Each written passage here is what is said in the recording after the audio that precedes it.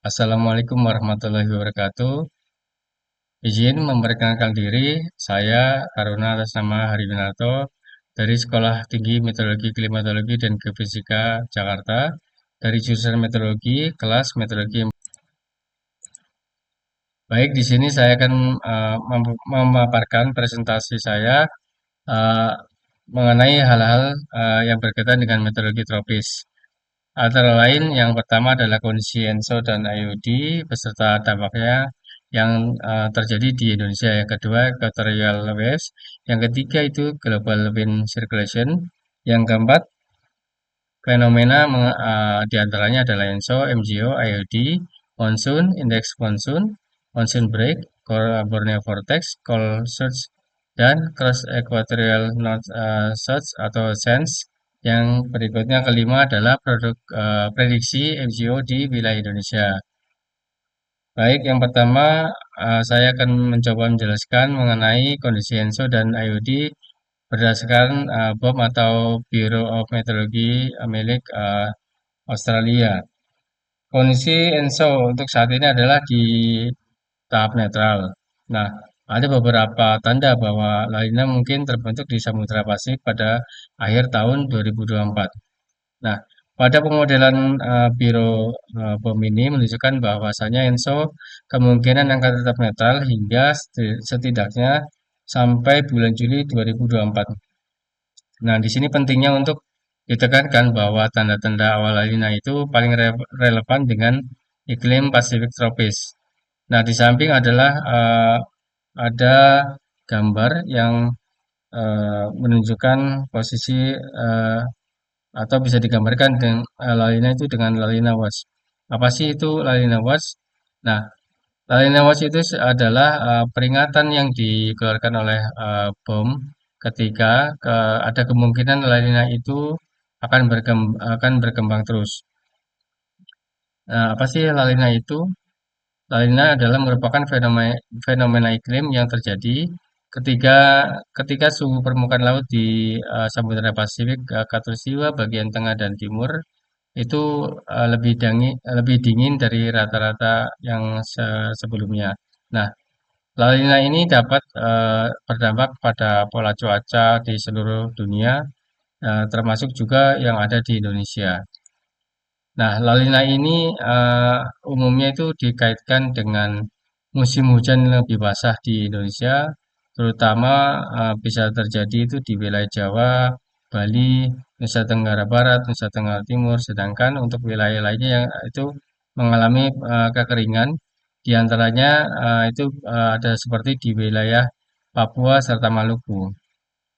Nah, bahwasanya gambar lalin lawas ini merupakan pengingat penting bahwa untuk selalu waspada terhadap kemungkinan perubahan pola cuaca.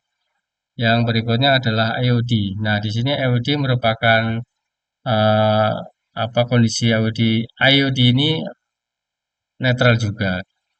Nah, nilai terbaru dari indeks IOD itu di kisaran angka plus 0,22 derajat Celcius merupakan nilai mingguan kedua berturut-turut dalam ambang batas yang netral secara historis. Dan ini mengikuti 7 minggu indeks berada di atas ambang IOD positif ya yang kisaran itu di angka 0,40 derajat Celcius.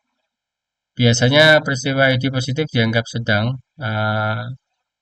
itu berlangsung setelah indeks IOD dipertahankan di atas angka 0,40 derajat Celcius selama sekitar 8 minggu. Indeks indikator atmosfer pada bulan Maret dan April juga menunjukkan bahwa peristiwa ID positif mungkin telah berkembang. Namun untuk SSL sendiri yang terbaru dan itu merupakan pengamatan atmosfer menunjukkan setiap perkembangan potensial mungkin telah terhenti ya. Selanjutnya equatorial waves. Apa sih itu equatorial waves? Equatorial waves, eh, equatorial waves itu merupakan pola gerakan gelombang.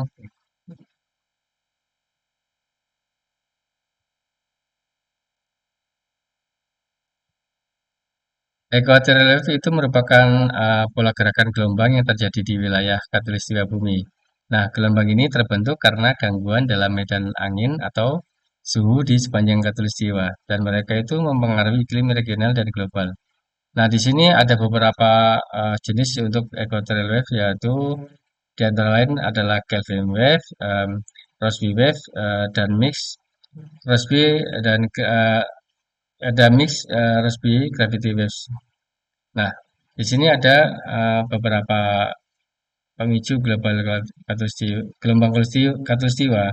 Antara lain ada pemanasan laten, interaksi laut dan atmosfer, ketiga itu ada topografi. Nah, apa sih peran equatorial wave dalam iklim dan cuaca? Di sini untuk equatorial wave berkontribusi pada oskilasi Meridian atau MCO. Pola cuaca itu merupakan pola cuaca tropis berskala besar yang ditandai oleh gangguan yang bergerak ke arah timur. Yang kedua itu mereka mempengaruhi pola curah hujan, angin pasat, dan arus laut di wilayah khatulistiwa. Yang ketiga itu gelombang Kelvin, misalnya itu dapat memicu peristiwa El Nino dengan mengubah SST di Samudra Pasifik. Nah, yang pertama dari bagian dari equatorial wave itu adalah Kelvin wave. Apa sih itu Kelvin wave? Kelvin waves adalah pusat tekanan rendah dan tinggi yang bergantian sepanjang khatulistiwa yang bergerak dari arah barat ke timur. Nah, gelombang ini yang didorong oleh perbedaan suhu di sepanjang khatulistiwa. Mereka memiliki pola gerakan yang dominan secara longitudinal atau sepanjang garis bujur. Nah, seperti gelombang tropis atmosfer lainnya, zona tersebut bergantian antara mendung, cuaca cerah. Nah, itu bisa dilihat pada cita satelit yang terkait dengan gelombang Kelvin yang aktif. Nah, pada gambar yang tertera ini ada apa namanya tekanan udara rendah, itu bisa digambarkan dengan eh, huruf L merah, itu artinya low, dan di tengah itu ada high, artinya tekanan udara tinggi, terus ada low lagi, itu tekanan udara rendah lagi. Nah, seperti yang eh, diterangkan tadi, itu apa namanya ada pusat tekanan eh, rendah dan tinggi ya. Nah, di sini angin itu bergerak dari barat ke timur. Nah, di sini yang dari barat itu bertekanan rendah ke tinggi, lalu ke rendah lagi. Sementara yang dari arah timur itu terjadi adanya angin pasat. Nah, dari kedua angin tersebut itu bertemu di antara tekanan tinggi dan rendah, maka akan itu menimbulkan apa namanya udara konvergen ya, dan itu menghasilkan awan-awan yang nantinya menghasilkan hujan. Yang kedua itu Rossby waves. Nah, apa sih Rossby wave itu? Gelombang Rossby itu merupakan gelombang atmosfer yang memiliki pola gerakan meridional atau sepanjang garis lintang dan berhubungan dengan perbedaan suhu di lintang yang berbeda. Nah, pada citra satelit, gelombang Rossby sering dapat diidentifikasi karena kehadiran sistem awan pada lintang yang serupa pada kedua sisi khatulistiwa. Nah, sistem ini bersama dengan tekanan rendah di luar khatulistiwa dapat menjadi pendahulu siklon tropis di kedua sisi khatulistiwa. Mereka itu cenderung melibatkan gerakan massa udara yang melingkar atau loncatan yang ke depan. Nah, gelombang Rossby ini pada khatulistiwa ini diamati memiliki umur yang panjang dalam hitungan hari hingga minggu. Nah, gelombang Rossby bergerak dengan kecepatan yang mendekati MGO. Nah, mereka itu bergerak ke arah yang berlawanan dari timur ke barat. Nah, seperti yang tertera pada gambar ini merupakan ada apa namanya di antara lintang di utara dan selatan ya. Ini di tengah-tengahnya kan garis ekuatorial. Nah, ini antara udara tekanan rendah dan tinggi itu, tekanan dan rendah tinggi itu kedua-duanya saling berhadapan. Nah, di sini ada pertemuan antara angin bertekanan rendah dan tinggi itu. Nah, keduanya terjadi juga konvergensi atau kenaikan suhu apa namanya kenaikan udara ke atas dan menghasilkan juga itu awan-awan yang menghasilkan pada nantinya adalah hujan. Yang ketiga adalah mixed Rossby atau antara mixed Rossby dan gravity waves. Nah, gelombang campuran antara Rossby dan gravity wave itu adalah jenis gelombang atmosfer yang merupakan kombinasi dari karakteristik gelombang Rossby dan gelombang gravitasi. Nah, mereka itu terbentuk di khatulistiwa bumi dan umumnya terjadi di atmosfer atas. Nah, karakteristik utama dari gelombang campuran Rossby dan gravity adalah gerakan vertikal yang signifikan. Nah, gerakan ini disebabkan oleh efek gravitasi yang bekerja melawan gaya Coriolis di khatulistiwa. Nah, sebagai tambahan, seperti halnya gelombang Rossby, gelombang campuran ini juga melibatkan gerakan horizontal yang umumnya mengikuti garis lintang. Seperti pada gambar ini. Nah, pada gambar ini sebetulnya angin yang apa namanya di utara dan selatan ini antara high dan low. Itu high-nya ada di utara dan low-nya di eh, selatan, dan di tengah-tengah ini merupakan garis ekuator. Nah, ini angin berputar dari arah selatan ke utara, dan ini sebetulnya yang bawah ini gambaran dari angin ini, karena ini yang masih berbentuk elips ini berubah seperti ini karena sudah mengalami eh, perubahan. Jadi bentuknya tidak seperti yang di atas ini. Selanjutnya adalah global wind circulation. Nah, sirkulasi angin global atau global wind circulation merujuk pada pola gerakan udara di atmosfer bumi yang terjadi secara global. Nah, sirkulasi ini didorong oleh beberapa perbedaan suhu di berbagai wilayah bumi. Nah, gaya Coriolis ini akibat adanya rotasi bumi serta perbedaan tekanan atmosfer antara daerah-daerah yang berbeda. Nah, di setiap belahan bumi terdapat tiga sel. Antara lain itu adalah ada sel Hadley, sel Ferrel, dan sel polar. Tempat udara bersirkulasi melalui seluruh kedalaman di troposfer sendiri. Nah, apa sih troposfer itu? Nah, troposfer adalah nama yang diberikan untuk luasan vertikal atmosfer di permukaan. Nah, ini bisa mengalami ketinggian atau apa namanya antara 10 sampai 15 kilometer. Dan ini merupakan bagian atmosfer tempat sebagian besar cuaca itu terjadi. Nah, matahari merupakan sumber panas kita, dan karena kemiringan bumi serta kelengkungannya bumi, terus atmosfer, awan, serta es dan salju di kutub eh, di berbagai belahan dunia mengalami pemanasan yang berbeda-beda. Hal ini menimbulkan perbedaan suhu yang besar antara kutub dan khatulistiwa. Namun sirkulasi global kita ini menyediakan sistem pengkondisian udara alami untuk menghentikan khatulistiwa menjadi panas serta kutub itu menjadi dingin. Nah, pada gambar yang tertera di layar ini ada sel Hadley, ada mid latitude cell. Nah, ini terbagi tiga ya. Nah, di sini yang tadi disebutkan itu ada di sekitaran eh, 60 derajat eh, sampai 30 sampai 60 derajat. Ya, ini terus ada polar cell, dan eh,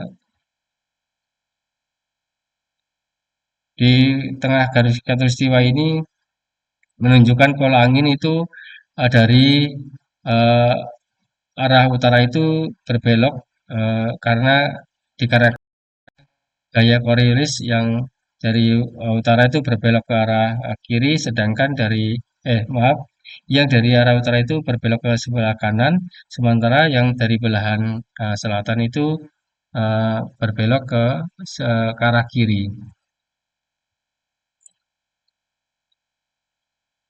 Hadley cell. Selanjutnya eh, mengenai Hadley cell. Apa sih itu Hadley cell? Sel Hadley terbentuk karena perbedaan suhu antara khatulistiwa dan daerah subtropis yang lebih tinggi di garis lintang. Nah, proses pemanasan di khatulistiwa itu disebabkan karena udara naik dan membentuk daerah pertekanan rendah. Udara panas yang naik ini kemudian bergerak ke arah kutub, tetapi karena rotasi bumi, angin tersebut dibelokkan ke arah timur. Nah, terus maka udara dingin di subtropis yang mengalami pendinginan karena kontak dengan daratan atau laut yang lebih dingin, maka turun kembali ke permukaan bumi membentuk daerah bertekanan tinggi. Di sini eh, angin pasat itu bertiup ke arah ekuator, kemudian naik ke dekat ekuator sebagai garis putus-putus, ada menimbulkan badai petir yang membentuk zona konvergensi antara ITJZ.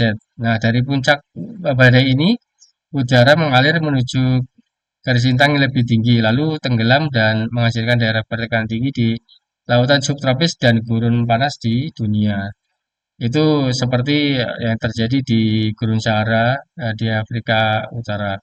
Nah, sel Hadley berperan penting dalam membentuk iklim regional pada daerah tropis dan subtropis. Nah, serta memiliki dampak global pada distribusi energi panas dan pola curah hujan.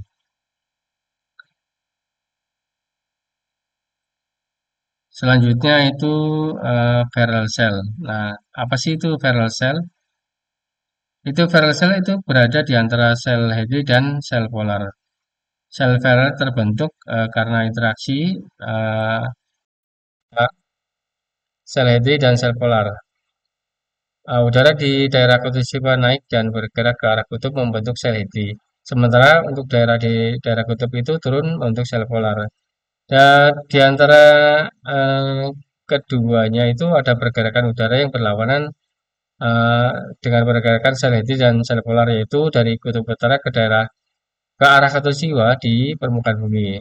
Namun karena efek Coriolis, udara itu di timur sehingga menghasilkan arah angin dari barat di antara sel Hadley dan sel polar. Dan ini yang disebut dengan angin barat. Nah, sel Ferrel ini relatif lemah ya, namun dan lebih kompleks daripada sel Hadley atau sel polar. Mereka cenderung kurang stabil karena interaksi yang lebih besar dengan dua sel sirkulasi serta karena gangguan dari sistem cuaca yang lebih kecil. Nah, sel Ferrel ini memainkan peran penting dalam pengangkutan energi panas dan kelembaban pada atmosfer serta pembentukan pola cuaca dan iklim regional. Sementara untuk sel Hadley dan polar itu dominan di wilayah tropis dan kutub. Sementara untuk sel Ferrel itu mendominasi zona di lintang tengah. Yang ketiga tuh polar cell. Polar cell itu terletak di wilayah kutub. Sel polar membentang dari daerah kutub ke daerah subtropis di kedua belahan bumi. Nah, sirkulasi udara di dalam sel polar itu didorong oleh pendinginan udara di kutub yang menyebabkan udara itu turun ke permukaan bumi sehingga membentuk daerah bertekanan tinggi. Pada sel polar, udara dingin di kutub turun ke permukaan bumi dan mengalir ke arah khatulistiwa. Namun karena efek Coriolis yang disebabkan oleh rotasi bumi, arah aliran udara ini dipengaruhi sehingga terdorong ke arah timur. Dan ini menghasilkan angin polar yang bertiup dari arah timur ke arah barat. Nah, sel polar seperti juga sel Hadley itu memiliki peranan penting dalam pembentukan pola angin secara global dan distribusi panas di atmosfer bumi. Mereka juga memiliki dampak signifikan pada cuaca dan iklim regional. Nah, terutama di wilayah kutub dan lintang tinggi. Nah, pola sirkulasinya itu sirkulasi di sel polar itu juga mempengaruhi pergerakan jet stream serta pembentukan badai dan sistem cuaca yang ekstra tropis. Macam-macam fenomena meteorologi. Yang pertama itu ada Yang yang pertama itu ENSO. Apa sih itu ENSO? ENSO adalah fenomena yang terbentuk akibat adanya interaksi antara lautan dan atmosfer yang menyebabkan adanya variasi iklim di dunia. Nah, interaksi antara lautan dan atmosfer ini berlaku timbal balik, di mana atmosfer itu menggerakkan lautan dan lautan itu menggerakkan atmosfer. ENSO ini dibagi menjadi tiga fenomena, yaitu keadaan normal, La Nina, La Nina pada periode dingin, El Nino pada periode panas. Nah, El Nino atau ENSO ini biasanya terjadi selama antara 9 sampai 12 bulan serta memiliki rata-rata kejadian di setiap 2 sampai 7 tahun perulangannya, namun tidak dalam periode yang tetap. Nah, pada umumnya El Nino ini lebih sering terjadi El Nino ini sering terjadi daripada La Nina itu sendiri. ENSO ini tentu saja memiliki komponen atau faktor pembentuk agar fenomena ini bisa terjadi. Komponen ini terbagi menjadi dua. Yang pertama adalah komponen berasal dari atmosfer dan ada pula komponen yang berasal dari lautan. Komponen yang berasal dari atmosfer terdiri dari Walker circulation dan trade wind. Sedangkan komponen yang berasal dari lautan itu terdiri dari sea surface temperature, upwelling dan downwelling, dan thermocline. Nah, komponen yang berasal dari atmosfer dan juga lautan saling berkaitan dan akan saling mempengaruhi. Fenomena kedua adalah El Nino. Nah, El Nino pada kondisi El Nino ini angin pasat yang biasa berhembus dari timur ke barat melemah atau bahkan berbalik arah karena adanya westerly wind akibat dari adanya sirkulasi Walker. Nah, kondisi ini membuat kolam air hangat berpindah ke bagian tengah dari Samudra Pasifik.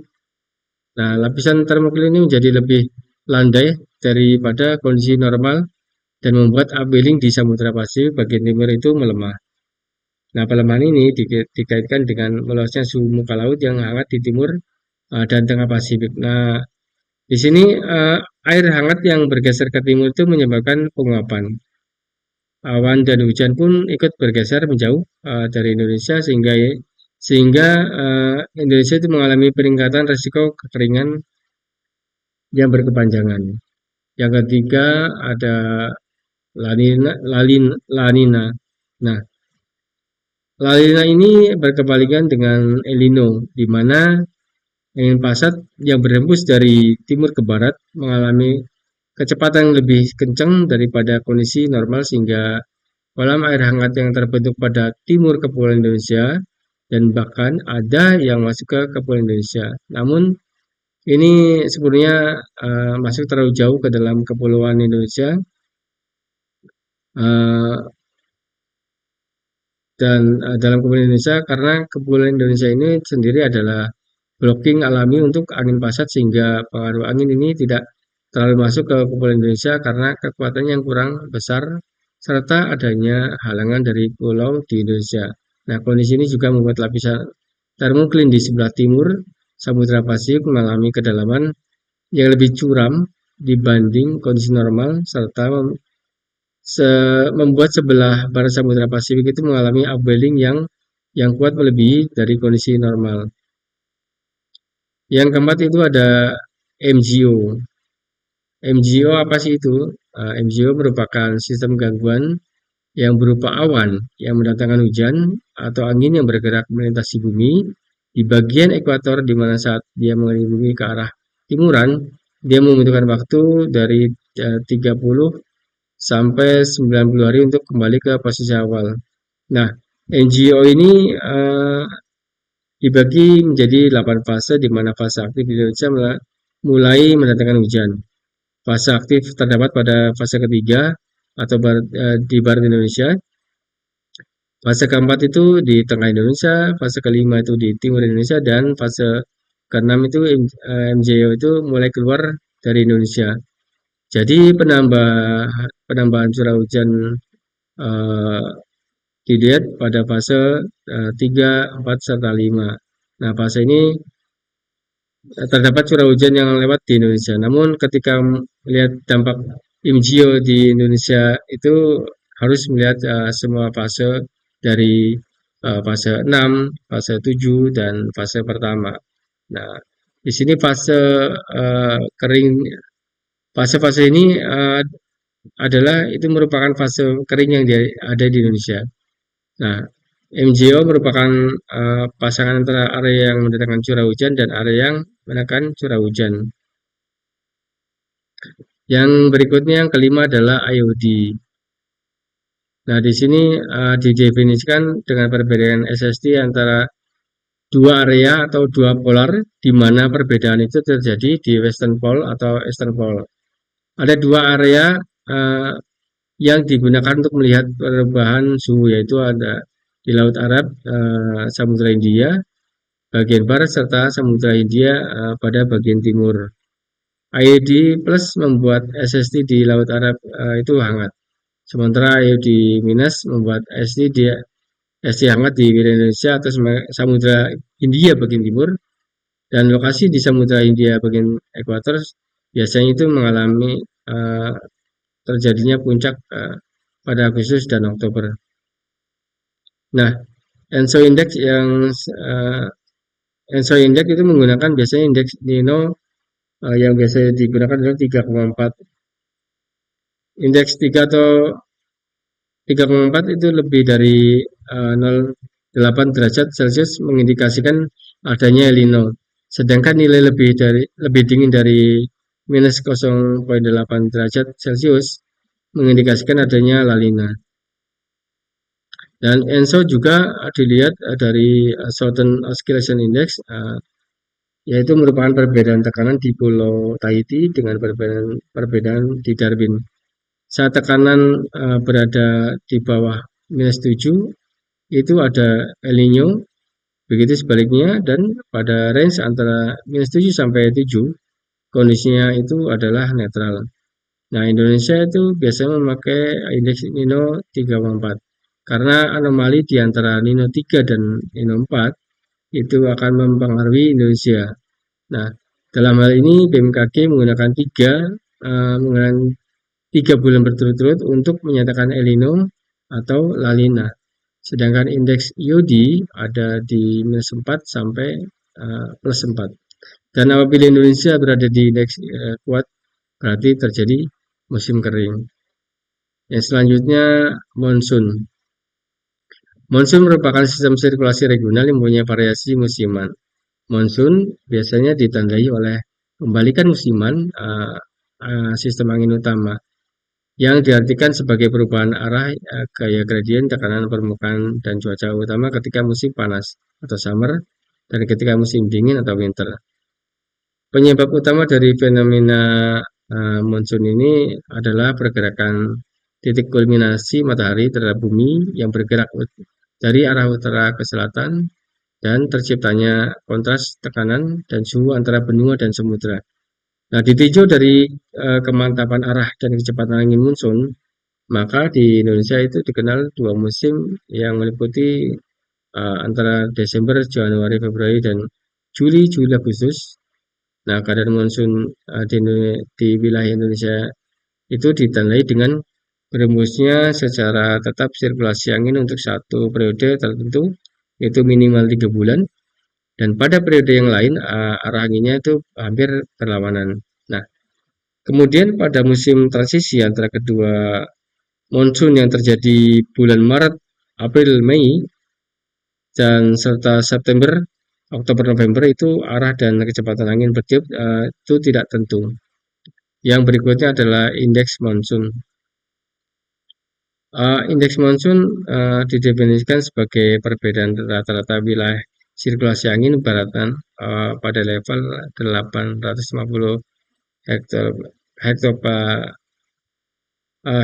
HPA antara wilayah utara ekuator A itu 50, 150 N, 1000 sampai 1000 ekuator A itu 50 sampai 150 knot, 1000 sampai 1300 itu untuk S-nya. Dan wilayah utara ekuator itu B 200 sampai 300 N, kemudian 1100 sampai 1400 E. Nah, indeks WNPMI yang dihitung dari perbedaan sirkulasi angin barat ini secara melintang tersebut berhasil menggambarkan dengan sangat baik intensitas angin baratan serta vortisitas angin level bawah yang berkaitan dengan aktivitas gelembung Rossby sebagai respon terhadap sumber panas konvektif di Laut Filipina, di mana keduanya adalah mekanisme utama yang mengatur variabilitas hujan di wilayah tersebut. Nah, indeks monsun AUSMI didefinisikan sebagai rata-rata wilayah angin zonal pada wilayah 5 derajat sampai 15 derajat lintang selatan serta 10 derajat sampai 130 derajat lintang utara lintang timur. Indeks AUSMI ini dapat menggambarkan variabilitas sirkulasi skala besar monsun musim panas Australia dengan sangat baik. Dalam berbagai skala waktu, baik siklus tahunan, variasi dan dalam musim, variasi antar tahunan maupun variasi dekadal. Pengujian keandalan indeks monsun WNPMI dan AUSMI itu dilakukan terhadap kemampuannya dalam menggambarkan variabilitas monsun pada multiskala waktu, yaitu variasi antar tahunan, variasi dalam musim, dan siklus tahunan. Nah, untuk mengetahui performa kedua indeks dalam menggambarkan variasi antar tahunan, itu dilakukan dengan analisa korelasi menggunakan rumus koefisien korelasi Pearson. Yang selanjutnya ke-8 adalah monsoon break. Monsoon break merupakan periode singkat di mana hujan musim monsoon berhenti. Nah, selama beberapa hari atau mingguan. Fenomena yang umum terjadi di sub benua India pada saat pada saat ini terjadi masa kering di mana hujan sangat sedikit atau bahkan tidak sama sekali. Yang selanjutnya Borneo Vortex. Borneo Vortex merupakan sirkulasi angin tertutup yang tampak secara jelas di atas Laut Cina Selatan ekuator dan benua maritim Indonesia bagian barat atau pesisir barat Pulau Kalimantan. Nah, selama musim dingin di belahan bumi utara, berlangsung Borneo Vortex teridentifikasi ketika terjadi sirkulasi tertutup yang berlawanan dengan arah jarum jam pada angin 925 hektar HPA di area 2,5 derajat lintang selatan sampai 7,5 derajat lintang utara, 107,5 derajat bujur timur sampai 117,5 derajat bujur timur. Dan rata-rata suatu sistem vortex memiliki masa hidup 3,6 hari. Ya, ini menunjukkan bahwa vortex merupakan fenomena cuaca skala sinoptik. Nah, pada hari-hari tanpa Borneo Vortex, konsentrasi konveksi cenderung mengalami penurunan massa udara. Itu ada di Laut Cina Selatan dan Kalimantan, serta mengalami kenaikan massa udara di atas daratan sebelah barat dan selatan ekuator Laut Cina Selatan.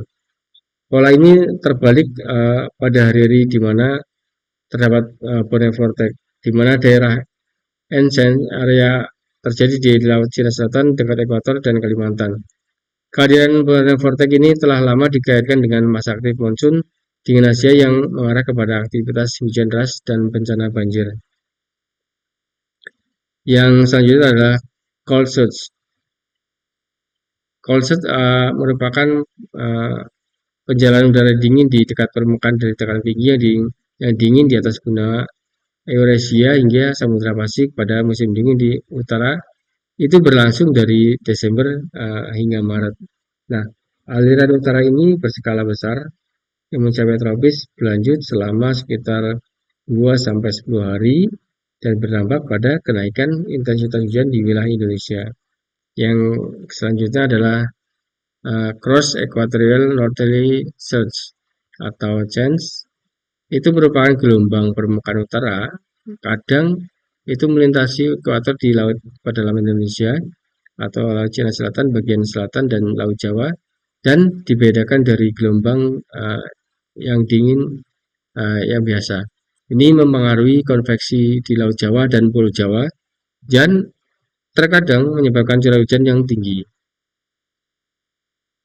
Selanjutnya adalah prediksi MJO di wilayah Indonesia menurut BOM Australia.